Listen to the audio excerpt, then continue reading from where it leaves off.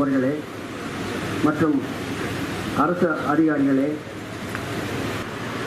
நடைப்பயிற்சி சாலை போன்ற கட்டமைப்புகளை கொண்டு சுமார் 40 கோடி வெங்கமேட்டில் ஒரு மருத்துவமனையை ஏசி வருகிறது. 56 லட்சம் ரூபாயை பன்னாட்டு ரோட்டரியினுடைய அறக்கட்டளையினுடைய நிதியுதவி பெற்று ஒரு சிறுகடன் உதவி மையம் இயங்கி வருகிறது. இவ்வளவு சிறப்பு வாய்ந்த கரூர் தோட்ட சங்கத்திற்கு அமைச்சர் அவர்களை கரூர் ரோட்டி சங்கத்திற்கு 2008ஆம் ஆண்டு வடிவமைத்தார்.